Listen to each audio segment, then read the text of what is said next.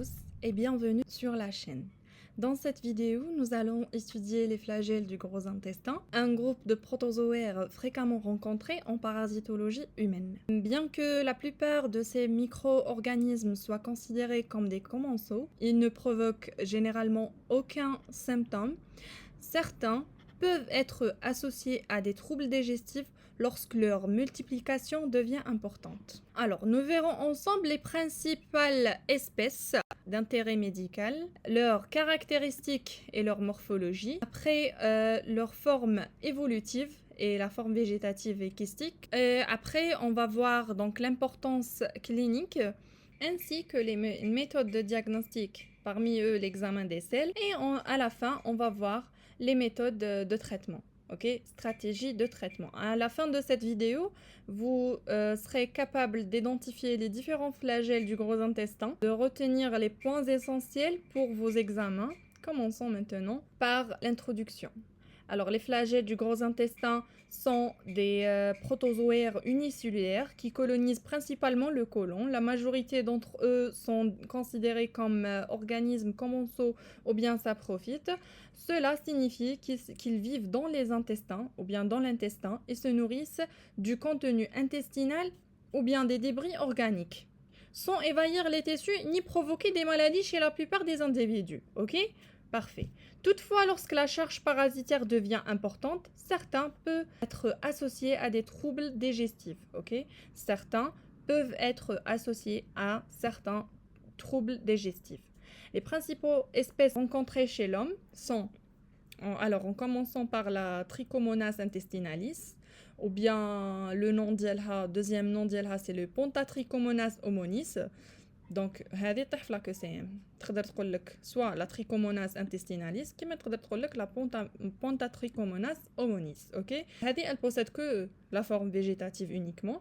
Dans la deuxième, c'est la Dientamoeba fragilis, elle a une forme végétative uniquement seulement. Et la troisième, la Chilomastix mansnili. هذه عندها deux formes par contre, عندها la forme végétative وعندها la forme kystique. On a aussi l'Enteromonas homonis, la Retortamonas intestinalis. هذه عندها une forme végétative et une forme kystique, les deux. Aussi هذه عندها forme végétative et forme kystique. Par contre هذه donc c'est la forme végétative seulement. Hadi aussi, forme végétative seulement. Commençons maintenant par la Trichomonas intestinalis. Trichomonas intestinalis, actuellement appelée la Pentatrichomonas homonis, est un flagelle qui vit dans le côlon. Son cycle évolutif est simple. Bon, celle-là, c'est la trophozoïde. C'est la forme végétative, ok? Il n'y a pas de forme kystique, n'est-ce pas?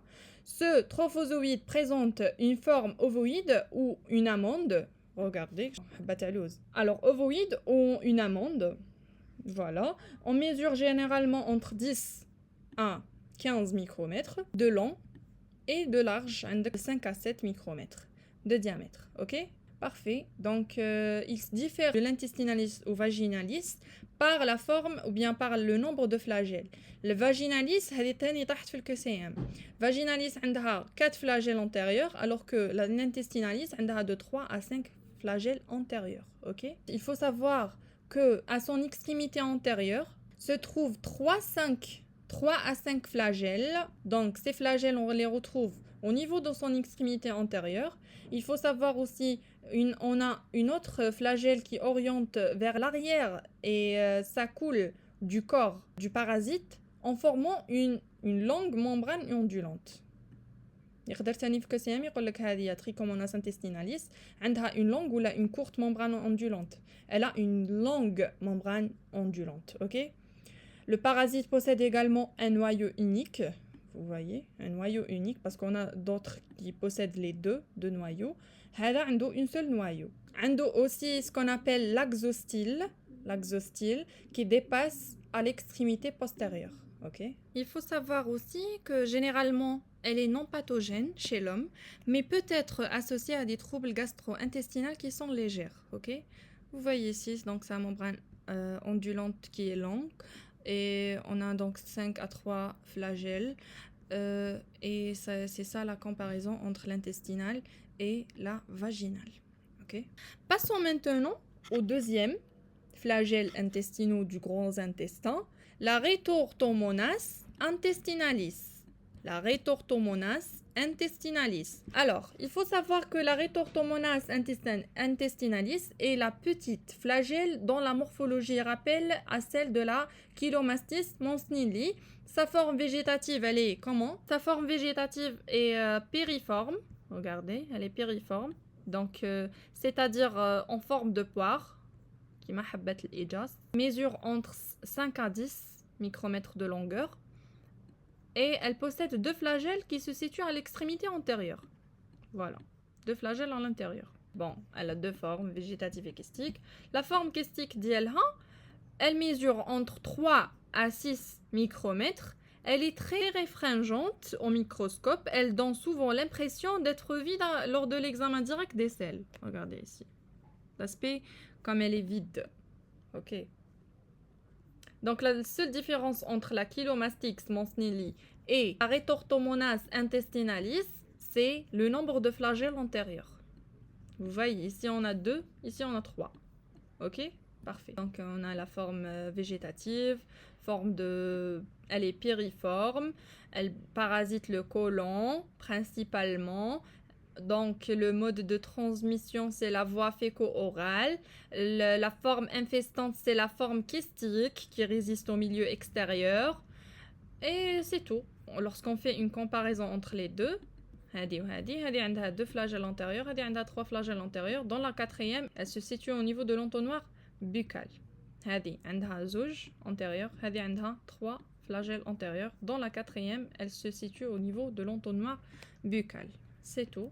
Alors, concernant maintenant la Dientamoeba fragilis. La Dientamoeba fragilis, bien que son aspect évoque celui des amibes, regardez, elle a des pseudopodes.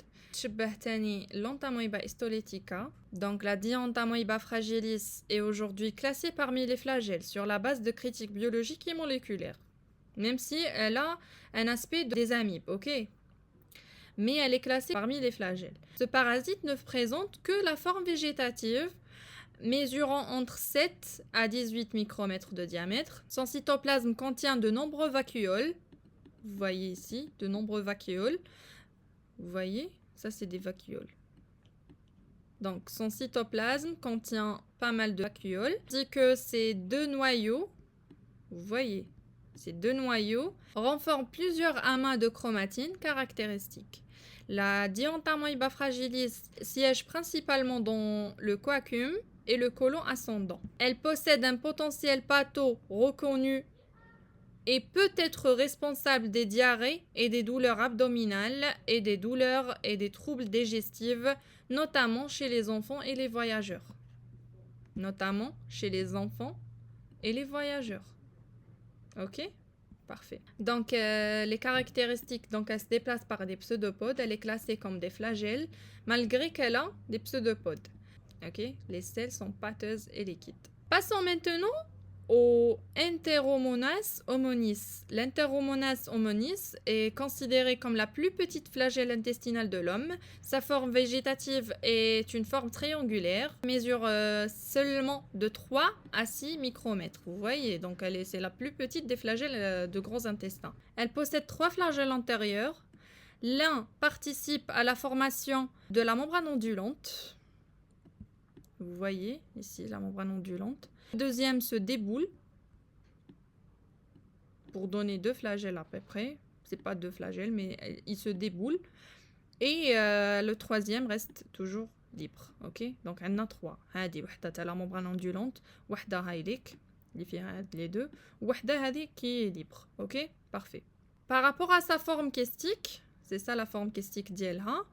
Donc la forme kystique, elle est ovale. Elle mesure environ de 6 à 8 micromètres de long sur 3 à 4 micromètres de large. Ok?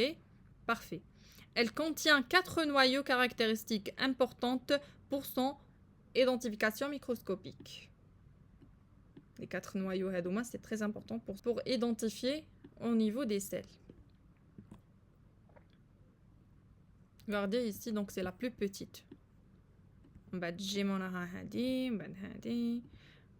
c'est concernant la classification. Bon, Hadi, le giardia, c'est intestinal, c'est pas du côlon. Alors, voici ici leur kyste. Vous voyez, donc ils possèdent 4 noyaux. Parfait. Passons maintenant au Chilomastix mansnelli. Elle possède deux formes. C'est un flagelle saprophyte du côlon. Le terme saprophyte désigne un organisme qui se nourrit principalement des matières organiques et des débris présents dans l'intestin, sans n'envahir les tissus ni provoquer des maladies. Dans la majorité des cas, mais c'est pourquoi le parasite est généralement considéré comme non pathogène. عندك deux formes, عندك une forme végétative ou عندك une forme kystique, n'est-ce pas? Très bien. La forme végétative, il possède 3 flagelles antérieurs. Vous voyez 3 flagelles antérieurs. Dans la quatrième est localisée dans la structure particulière appelée la cytostome ou bien l'entonnoir buccal. Vous voyez, c'est ça, l'entonnoir buccal. Donc la présence d'un appelle le sillon de torsion et l'équidale, parcourant toute la longueur du corps, lui confère un déplacement caractéristique, un titre de bouchon. Vous voyez, donc c'est un titre de bouchon. Il est facilement reconnaissable au microscope, ok? Alors que la forme kystique, le kyste il est piriforme.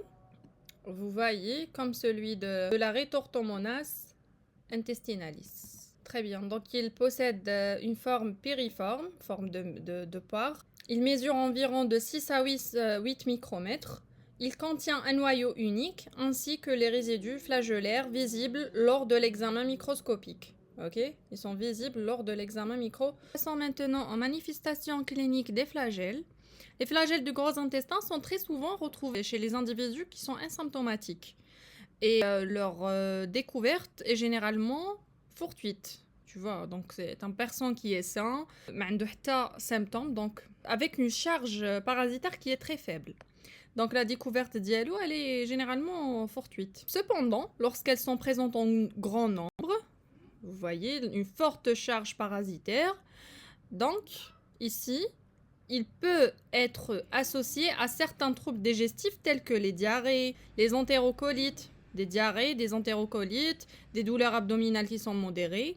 Leur véritable pouvoir pathogène reste encore discuté pour plusieurs espèces, ok? Donc c'est ça concernant les symptômes. On a des diarrhées abdominales, on a des entérocolites. Des entérocolites, cela veut dire des inflammations au niveau du côlon et de l'ilion surtout, distales, des douleurs abdominales avec une fièvre, ténesme et parfois des glaires et sang au niveau des selles, parfois. Maintenant, on passe au diagnostic. Le diagnostic repose principalement sur l'examen parasito des selles, fraîchement humides par le patient, l'observation directe dans le microscope et on observe visualisation des trophozoïdes mobiles. Vous voyez, c'est la visualisation des trophozoïdes qui sont mobiles. On a aussi des techniques de concentration qui facilitent ainsi la mise en évidence des formes kystiques lorsqu'elles existent. Ok. Alors passons maintenant au traitement. La plupart de ces parasites ne nécessitent aucun traitement lorsqu'elles sont découvertes chez un sujet qui est asymptomatique. Lors de manifestations digestives, sont présents. Lorsqu'on parle des manifestations digestives, c'est-à-dire on parle de diarrhée et des entérocolites, ok? C'est-à-dire des inflammations, des coulants ou bien de l'ilion distal, avec des douleurs abdominales, des ténesmes, des fièvres, des diarrhées sanglantes, mucosanglantes. Traitement de référence qui est indiqué, c'est le difétarsan. Le difétarsan peut être utilisé selon les recommandations enseignées. Donc, dans certains cours, ok, on prend 4 gélules par voie orale par jour pendant 10 jours. Pendant 10 jours, ok. Alors que la Dientamoeba fragilis, le parasite est également sensible au métronidazole et au tétracycline. Et au métronidazole.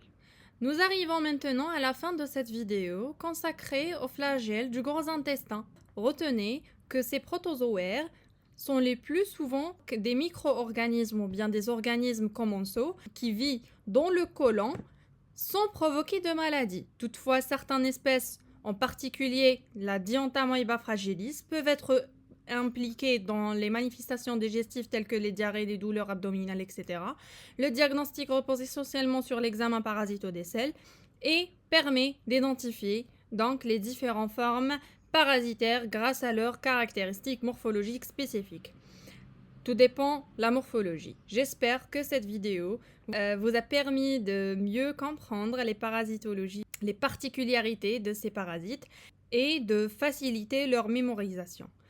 Si cette vidéo vous a été utile, n'hésitez pas à la partager, à laisser un commentaire et à vous abonner à ma chaîne YouTube pour ne manquer aucun des prochaines vidéos du parasitologie. Merci pour votre attention et à très bientôt pour une nouvelle leçon.